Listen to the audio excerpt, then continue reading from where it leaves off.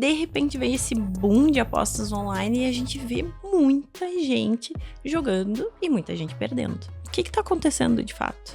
Era antigamente bingo e a gente atendia senhoras com problemas financeiros porque iam aos bingos, estão adaptando jogos para essa população para poder abarcar esse público, assim como as crianças que não deveriam poder acessar, mas podem acessar por perfil de um adulto. A gente está falando de pessoas impulsivas que já têm uma propensão a fazer algum tipo de aposta, enfim. Ou a gente está falando de uma plataforma que é desenhada para tornar o ato ali de apostar muito aditivo.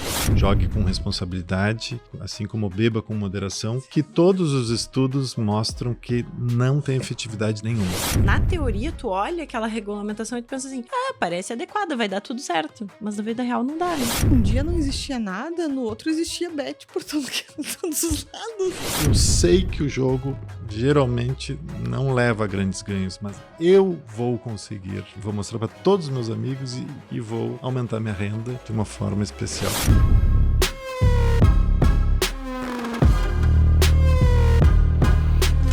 Oi pessoal, estamos aqui novamente para mais um episódio do Papo Sem Neura. Hoje a gente vai trazer um assunto de extrema relevância, algo que que a gente tem visto uma crescente tanto de críticas quanto de comentários. Então a gente tem que falar muito sobre isso, que são as apostas online, ou seja, as bets. E a gente está com um convidado super especial, que é o Dr. Félix. Eu queria que ele se apresentasse, mas primeiramente, agradecer por ter vindo, por ter aceitado participar. A gente está muito feliz que tu estejas aqui com a gente. Obrigado pelo convite. Primeiro, é um prazer estar aqui com vocês. Então, na verdade, sou psiquiatra. Atualmente, então, sou professor do Departamento de Psiquiatria e Medicina Legal da URGS. Também estou na chefia do Serviço de Psiquiatria de Adições e Forense do Hospital de Clínicas há alguns anos. Então, a gente atende adições, seriam vícios, drogas, substâncias, jogos patológicos, bets, enfim. Também sou editor de uma revista chamada Revista Brasileira de Psicoterapias, ligada ao Centro de Estudos Luiz Guedes, que é o nosso braço de extensão lá para formação de pessoas na área psi. Então, resumidamente é isso. E faço pesquisa também nessa área há quase 30 anos. Esse é um tema que a gente fala muito, que as pessoas falam muito, e a sensação que eu, pelo menos, tenho é que tá cada vez mais comum essa questão de abuso dos jogos. Então, eu não sei se é só a impressão, porque eu sou da época dos bingos ainda, não vamos falar isso muito alto, né, pra ninguém reparar, mas na época dos bingos, e eu me lembro disso, as pessoas com um vício muito importante na época dos bingos, mas fecharam. E aí, de repente, vem esse boom de apostas online e a gente vê muita gente jogando e muita gente perdendo. O que tá acontecendo de fato? Uma ótima pergunta. Na verdade, a questão da brincadeira, do jogar, se remete à história da humanidade, mas, pulando para o século XXI, houve um incremento muito grande de tipos de jogos diferentes, de muito fácil acesso e com um potencial aditivo, ou seja, viciante, muito maior. Por quê? Em função da invençãozinha de um aparelhinho, um computador que cabe no nosso bolso, como dizia o Bill Gates, que ele ia inventar. Esse acesso à altura do nosso bolso, ao alcance do bolso, isso acelerou muito. E quanto mais rápido o jogo, e quanto mais impactante ele é, mais fácil de direcionar o comportamento humano, especialmente se tu tem alguma vulnerabilidade, alguma suscetibilidade. Então, o século XXI a gente tem dito que é o século das adições tecnológicas. Recentemente a gente escreveu um livro sobre isso, em parceria com a Artimed, que se chama Adições Tecnológicas e Outras Adições Comportamentais. Isso inclui pornografia, inclui compras, inclui outros tipos de jogos, videogame, que também tem que a gente chama de gaming disorder, que seria um transtorno do jogo em videogame, e todas as outras adições possíveis através desse aparelhinho, né, de celular, que não são poucos. E a indústria aprendeu que é um jeito bom de ganhar dinheiro sem contratar tanto funcionário. Agora com inteligência artificial, então, com os agentes artificiais, é um jeito fácil de influenciar, fácil de escalar a empresa, sem tanto investimento em pessoas, mas apenas em tecnologia. Então, isso virou a menina dos olhos, é uma corrida do ouro praticamente para ganhar dinheiro através dessas plataformas. Félix, a gente está falando de pessoas impulsivas que já têm uma propensão a fazer algum tipo de aposta, enfim. Ou a gente está falando de uma plataforma que é desenhada para tornar o ato ali de apostar muito aditivo? As duas coisas. As duas coisas. Então, tem vários perfis de pessoas que apostam, algumas com maior vulnerabilidade, até social, vulnerabilidade econômica, suscetibilidade genética para se tornar mais ou menos adicto. E, de alguma forma, a plataforma vai se adaptando para aumentar o número de usuário, porque como qualquer outra empresa, ela visa lucro e visa alcançar pessoas diferentes. Então, o que era antigamente bingo, e a gente atendia senhoras com problemas financeiros porque iam aos bingos, e elas também ainda existem, mas em menor quantidade, estão adaptando jogos para essa população para poder abarcar esse público, assim como as crianças que não deveriam poder acessar, mas podem acessar por perfil de um adulto. E vai ter jogo e bet para todos os tipos de idade, cor, etc. Né? Existe um público mais específico, assim, que tu nota no dia a dia, que é mais adito a esse tipo de comportamento, né? Falo, assim, de nível socioeconômico, cultural, e até mesmo de patologias psiquiátricas, né, já pré-existentes. Sim, os números mostram. E por enquanto, com os tipos de jogos mais difundidos, os homens ainda têm um risco um pouco maior. Quase 80% do público masculino, até porque ficou muito ligado ao esporte, futebol. Começou dessa forma, mas de alguma forma as plataformas se adaptaram com cassinos também. Então tem caça-níqueis, slots que eles chamam. Os próprios videogames também têm um público um pouquinho maior de meninos e jovens adultos e adolescentes, às vezes, que a gente diz.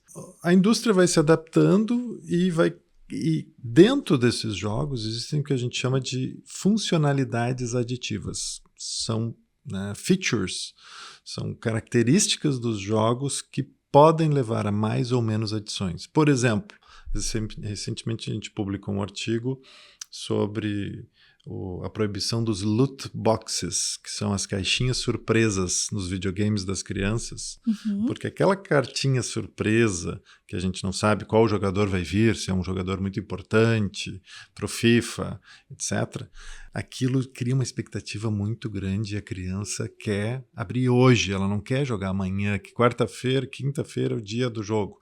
Não, mas deixa eu abrir só a cartinha hoje. E abrindo a cartinha hoje, ele dá uma jogadinha. Então, esse que a gente chama de reforço intermitente da expectativa, ganha, perde, não sei se eu ganho, é muito entusiasmante e ao mesmo tempo aditivo. Então, para as crianças, de alguma forma, isso está tentando ser coibido.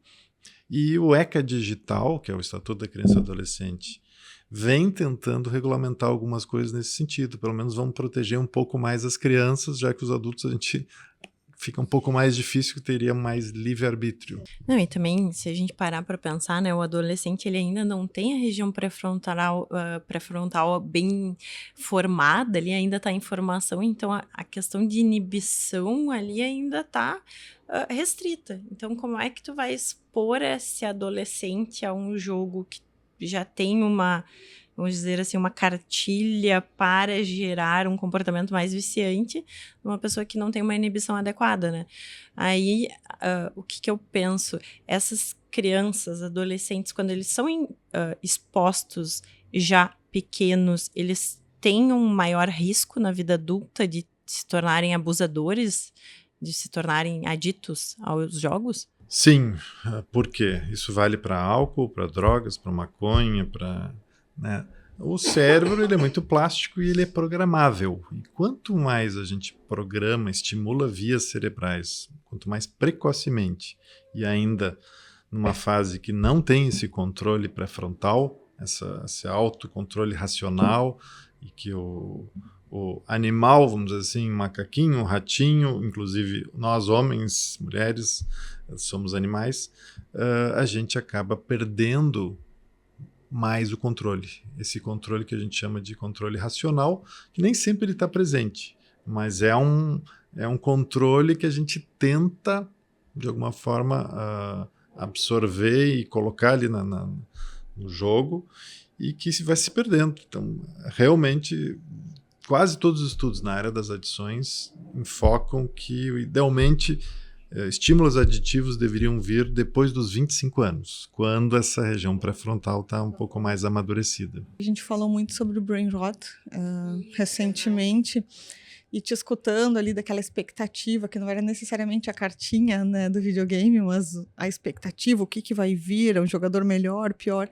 Eu lembrei da Nádia falando. Claro que é. Daí o próximo vídeo, o próximo, né? O que vai acontecer vai ser no melhor. Então, eu imagino que a nível cerebral, esse circuito de recompensa funcione um pouquinho semelhante com a questão do jogo. Eu acho que tu pode explicar um pouquinho melhor isso pra gente. Sem dúvida. O sistema de recompensa cerebral, ele ajuda o animal a definir e escolher os estímulos que vão, teoricamente, ser mais vantajosos para o futuro dele, para a sobrevivência, para a alimentação, para o alcance do equilíbrio. E tudo que aciona esse sistema, ele tende a direcionar o comportamento dos animais, como nós. E se viu que esses superestímulos reforçadores, que começou lá atrás com álcool, depois foram refinando substâncias que já existiam, maconha, cocaína, e à medida que se refina essas substâncias, se atinge esse sistema de recompensa de uma forma muito mais poderosa, liberando a tal dopamina no sistema, que é uma forma de criar expectativa. Porque o sistema como um todo, a mente, ela está sempre fazendo previsões. Hoje em dia se fala da chamada do cérebro preditivo, mente preditiva. Uhum. A gente está sempre fazendo cálculos preditivos, previsões do que é melhor, o que é pior, esquerda, direita, vou ganhar mais, vou ganhar menos.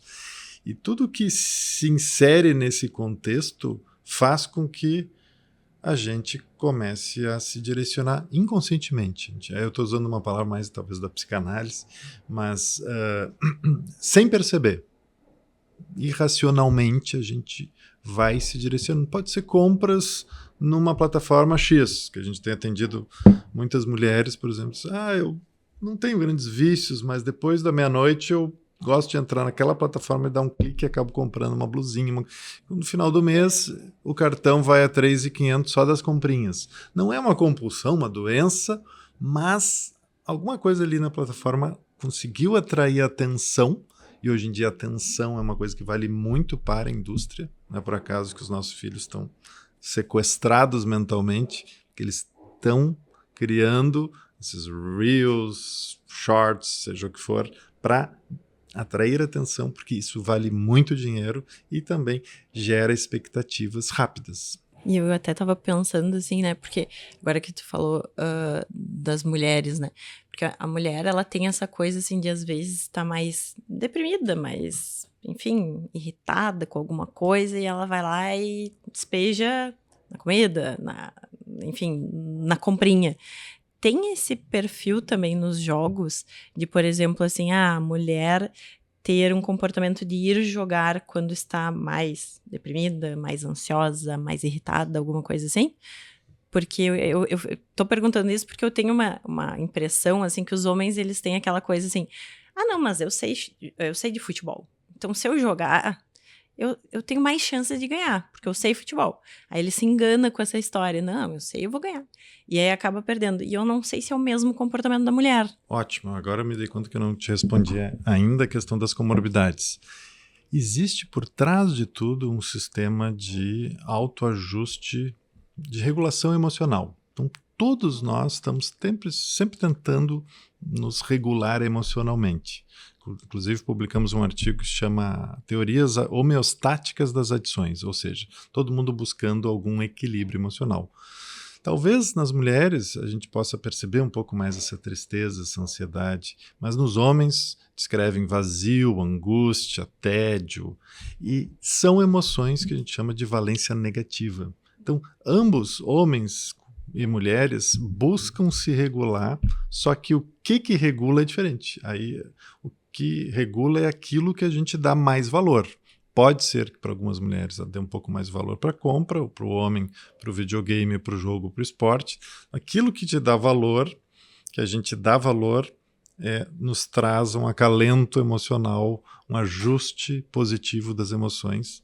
Por isso que alguns buscam sexo, pornografia, outros buscam compras ou jogos, mas sempre é numa tentativa de busca para ambos os sexos. Falando em comorbidades, então, seriam doenças psiquiátricas ou transtornos psiquiátricos associados aos jogadores.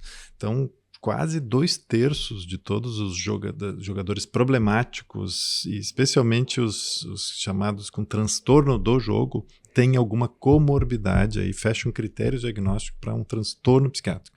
Quais mais comuns? Realmente, transtornos de ansiedade, transtorno. E hoje em dia está todo mundo em burnout, né? A gente ouve falar, quase ninguém escapa do tal do burnout.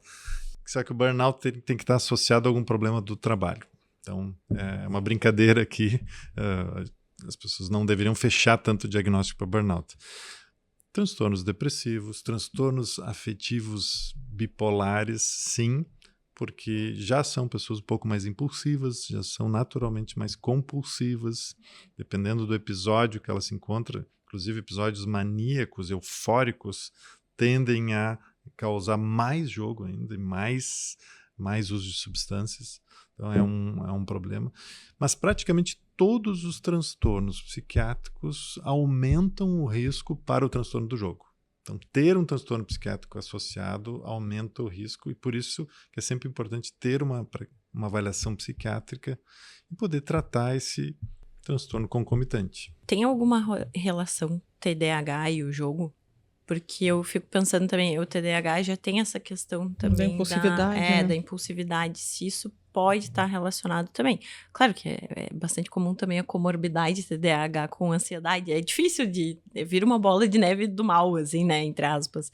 Mas existe essa relação? Sim, já tem vários estudos, especialmente com videogames também, porque o TDAH se fala que às vezes consegue um hiperfoco ou entram no que a gente chama de flow, né, que é um fluxo mental de reforço intermitente, ansiedade, tédio e desafio que eu quero vencer, e que desliga desse monte de estímulo que me causa mal-estar, que me causa ansiedade. Então, muitos pacientes com déficit de atenção que vão mal na escola ou não conseguem aderir aos estímulos externos, quando entram no videogame, parece que encaixa e organiza a mente, e eles se sentem bem e querem ficar ali mais tempo.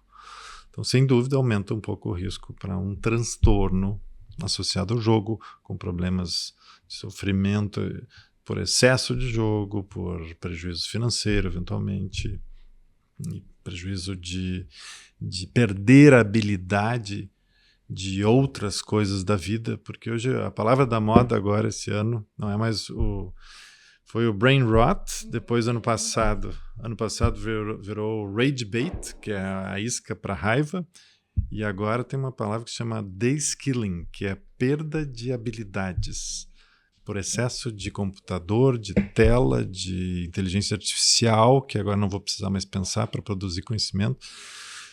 E o de-skilling é isso, fica tanto num lugar só que tu perde a capacidade de desenvolver outras habilidades como relações sociais, jogar bola, passear, e subir numa árvore, andar de bicicleta.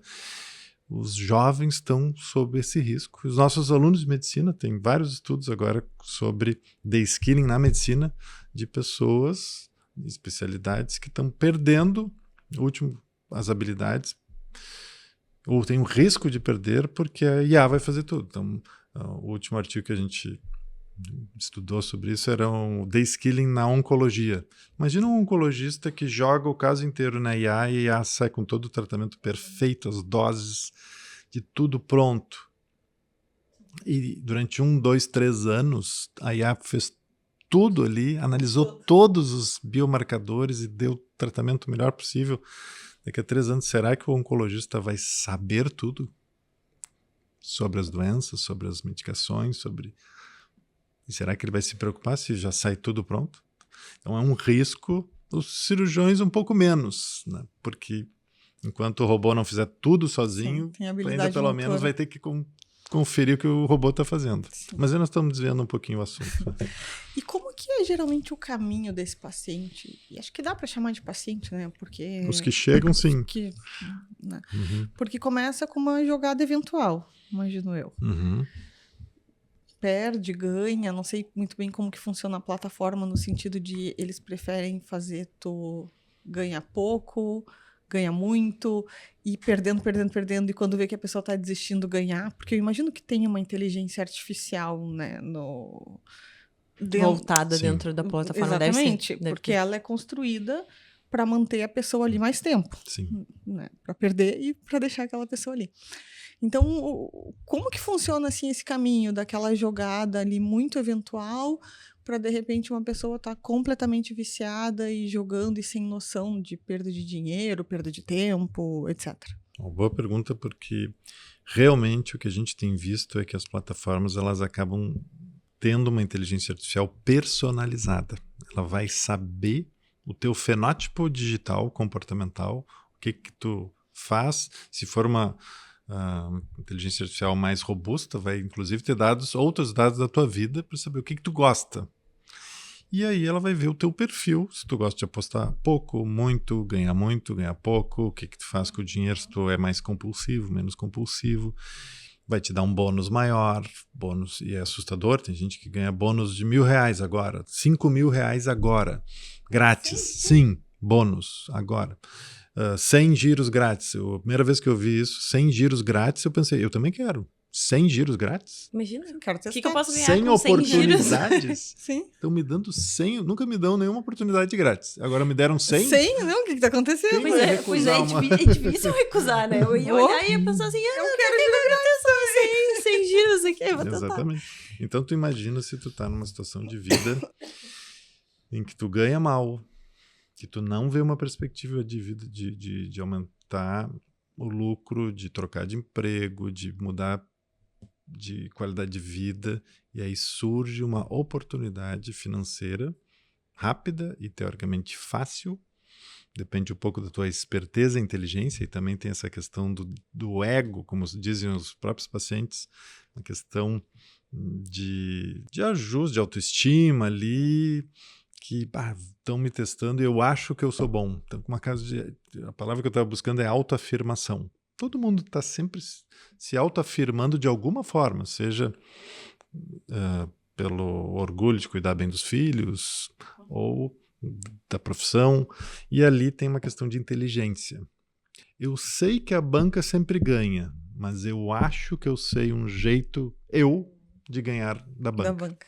Eu sempre lembro de uma pesquisa com médicos, que até são um pouco mais onipotentes, geralmente, e que fazia a seguinte pergunta: você acha que receber uma canetinha dos laboratórios influencia a prescrição dos médicos?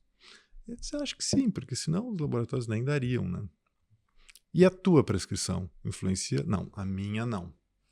Então, existe uma questão de que eu sei que o jogo geralmente não leva a grandes ganhos, mas eu vou conseguir. E vou mostrar para todos os meus amigos e vou aumentar minha renda de uma forma especial. E essa tentativa de ser especial e poder mudar de vida. E tem, Félix, porque, de novo, eu fui estudar e eu fui, quando tu vai ler sobre regulamentação, porque a ideia é eu vou olhar, vou entrar na plataforma e vai ter alguma coisa que vai me dizer que eu não posso ficar jogando, né? Pelo menos assim, eu, na minha santa ignorância, pensando, deve ter alguma coisa para impedir a pessoa, né, de jogar. E aí tu olha a regulamentação parece algo relativamente adequado. Eu estava lendo ali que agora, por exemplo, quem tem alguma bolsa vinculada ao governo, eles não permitem entrar, tem cadastro facial, tem que ser por CPF, não dá para colocar no cartão de crédito, tem que ser só Pix e débito para não entrar, não fazer crédito e dívida, tarará. Mas por que a gente não consegue, de fato, impedir que as pessoas entrem nesse nível de comprometimento financeiro, comprometimento mental? O que acontece? É por falta de fiscalização? É por alguma questão das próprias bets terem algumas ilegais? O que acontece? Porque na teoria tu olha aquela regulamentação e tu pensa assim, parece adequada, vai dar tudo certo. Mas na vida real não dá, né? No que tange a esses estímulos reforçadores, quando uma indústria entra num país e começa a ganhar dinheiro, vira uma guerra e um gato e rato entre governo, Estado, nem é o governo, né? O Estado e que deve cuidar da saúde das pessoas e versus o lucro dessas empresas que aumenta muito rápido. E quando as empresas crescem, elas também conseguem fazer muito lobby em todos os níveis, seja, inclusive agora a gente vê nos esportes, influenciadores, no governo, no legislativo. Então, as bets chegaram muito rápida, com muito dinheiro, e cresceram muito rápido. Então, é muito difícil correr atrás agora e vencer. É uma briga grande. Não é impossível de regulamentar, mas a cada regulamentação a empresa tenta se adaptar e acha uma nova Uma saída. nova brecha e assim Nova a gente... brecha, e os impostos quase nunca chegam na saúde, porque é uma das coisas que se advogava lá no Canadá, nos Estados Unidos, que se legalizassem a maconha, então haveria muito imposto para tratamento de saúde de eventuais pessoas com transtorno relacionado ao uso de maconha. E não é o que acontece. Então, hoje em dia eles estão tendo sérios problemas, tanto nos Estados Unidos quanto no Canadá, com maconha. Tem tratamento? Até tem, mas não é tão fácil e quem procura é uma parcela muito pequena, às vezes 10% dos que precisariam, e mesmo esses 10% têm muita dificuldade de recuperação.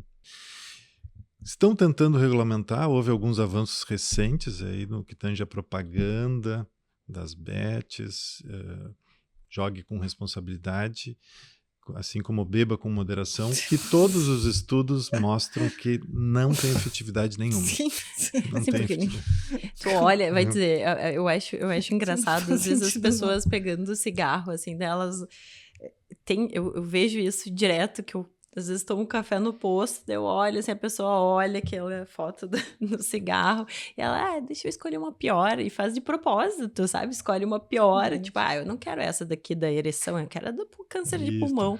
Mas a campanha do tabaco funcionou. Né? Até eu, inclusive, ontem estava escutando um outro podcast sobre bets e um sociólogo estava conversando e falando que tem essa ideia, né, de seguir pelo mesmo caminho da propaganda contra o tabaco, de, enfim, tornar menos... Estimulante. Estimulante, exatamente, esse comportamento. Uhum. E eles falaram que pro tabaco funcionou. E a gente vê que funcionou, né, Manu? Pensa assim, Não, funcionou, mais cedo... funcionou, mas eu não sei se é essa coisa só da frase ali, Não, sabe? acho que da não, acho foto, que é eu acho que é um conjunto. um conjunto. Sim. Mas isso me leva a uma próxima pergunta, se isso realmente está acontecendo, se esse caminho, né, se isso está andando, essa questão de não deixar tão estimulante, tão... Está se tentando. Não é fácil. Existe uma guerra de narrativas. Para ter uma ideia, a última vez que eu conversei com um político sobre isso, eu ouvi a seguinte frase: Dr. Félix, hoje o futebol é inviável sem bet. O senhor é contra o futebol no Brasil?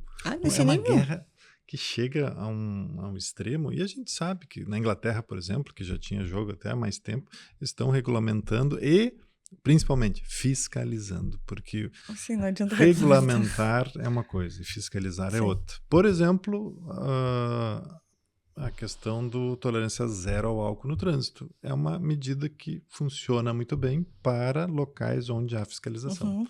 Mas onde não há fiscalização, as pessoas continuam bebendo e dirigindo e não funciona bem. Então, regulamentar coisas, propagandas, restrições, só que elas aparecem hoje de outra forma. É muito difícil de controlar e fiscalizar. Por exemplo, como é que eu vou controlar um reel de alguém jogando lá para uma criança? Até eu descobrir que aquilo talvez seja um jogo, o cigarro lá no meio do filme, o cigarro no meio da novela. São coisinhas subliminares que vão Vai influenciando. ficando aquela mensagenzinha ali. E fica aquela, como disse um usuário nosso, que eu me surpreendi um pouco com a resposta, da pergunta que a gente sempre faz. Mas por que tu estava jogando tanto? O que é que te levava a ter tanto descontrole? E ele responde assim: eu queria viver o extraordinário. Eu disse, de onde é que ele tirou isso? Eu queria viver o extraordinário. São palavrinhas que tu não vive o extraordinário? Então, que vida é essa que tu tem? Olha só. E para viver o extraordinário, tu tem que te divertir também apostando. Como é que tu vai só ver um jogo de futebol sem nenhum tipo de aposta? Olha só. Tu não extrai toda a vivência, o divertimento do jogo, se tu não tiver envolvido emocionalmente, inclusive financeiramente, que é muito preocupante. Agora, teve um dado que eu não sabia, eu ouvi essa semana no Roda Viva com o professor Hermano Tavares, que é coautor do nosso livro, inclusive, maior especialista em jogo patológico e transtorno do jogo no Brasil. Ele disse o seguinte, que idealmente as pessoas poderiam jogar até 1% da sua renda 4 vezes ao mês. Então, por exemplo, se ganha 5 mil, tira 2 zeros, dá R$50 por semana.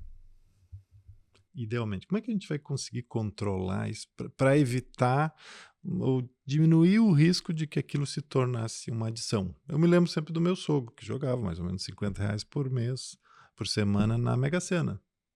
Também, eu nunca vi ele adicto. Ele gostava muito, ele sonhava, ele comprava sonhos. Mega Sena é comprar sonhos. Só que a Bet, tu compra um sonho por minuto. E aí tu vive sonhando. E isso é muito preocupante, porque aí o dinheiro que era pro leite, que é o que a gente tem visto no SUS, nos hospitais de clínicas, ele é drenado para uma indústria que a gente nem sabe para onde vai, muitas vezes envolvida com até facções. E essa questão dos influenciadores, assim, eu acho super grave, porque o dinheiro que rola é gigantesco. Tava conversando com uma amiga minha que trabalha com internet, né?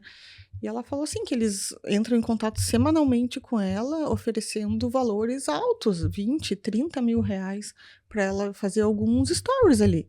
Então, se não é uma pessoa correta, tu vai deixar de fazer 2, 3 stories para ganhar ali 20, 30 mil, um dinheiro que quanto tempo tu tem que trabalhar para conseguir, enfim, é uma questão super complexa. E acho que daí que veio esse boom. Porque, pelo menos para mim, um dia não existia nada, no outro existia bet por todos os lados. Como assim? Eu fiquei assim, tá. No início era o tigrinho, tigrinho, o que é o tigrinho? E de uma hora para outra, bum. Assim, isso tomou conta total. E que eu acho que também a Copa foi muito mais visível, né? Porque até então a gente via alguns jogos, assim, mas pelo menos na Copa a sensação que eu tive é que, meu Deus, era bet, eu nem sabia quantas bets já tinham ali na propaganda, tinha 20 nomes de bets diferentes. Então eu acho que agora é muito mais visível, né? E eu acho que por isso que impacta tanto.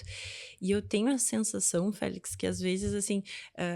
porque é recorrente isso, sabe? Alguém de um vínculo falar, olha, a pessoa chegou a um ponto em que ela não tem mais saída e que ela não sabe mais o que fazer.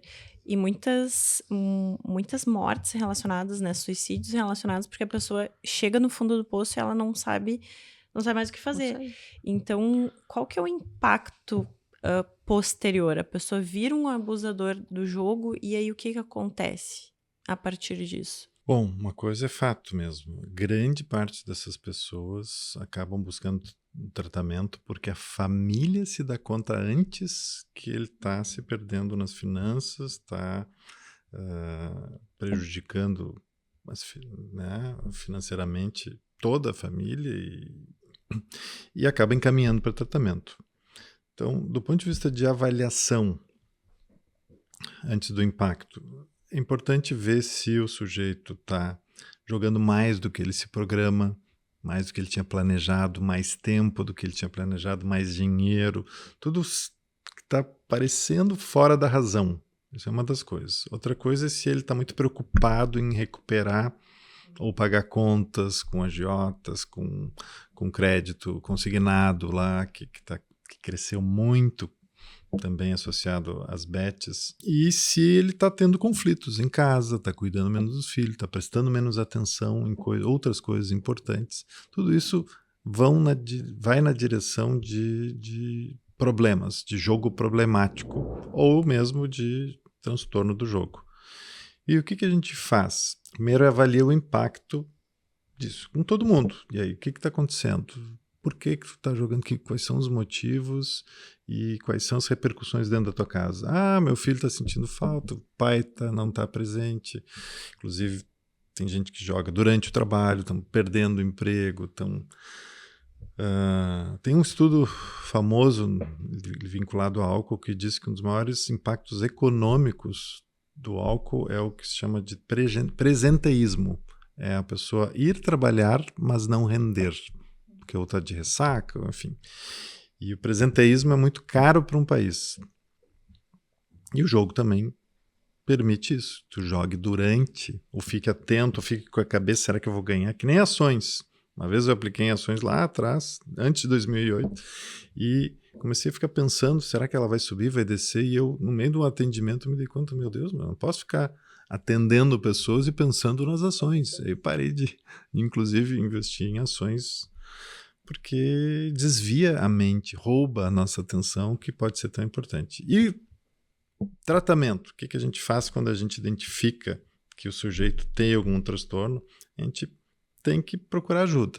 Pode ser no sistema público de saúde, nos centros de atenção psicossocial, CAPS-AD, o pessoal tem algum treinamento, talvez não tão específico ainda para jogo, mas o Ministério da Saúde já está também promovendo cursos, já está oferecendo teleatendimento, que é uma coisa que é uma novidade boa, também que está surgindo. Em parceria, se não me engano, com o Hospital Sírio-Libanês. Então, tu pode ligar para um número e poder receber esse atendimento. Nós aqui temos no Hospital de Clínicas talvez o primeiro grupo para pacientes apostadores do Rio Grande do Sul.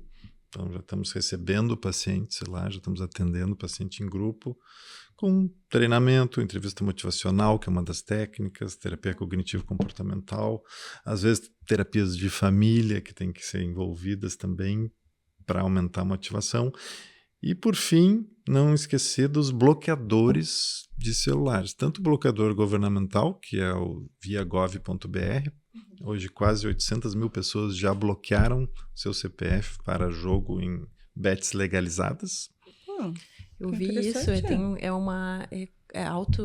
autoexclusão. Autoexclusão.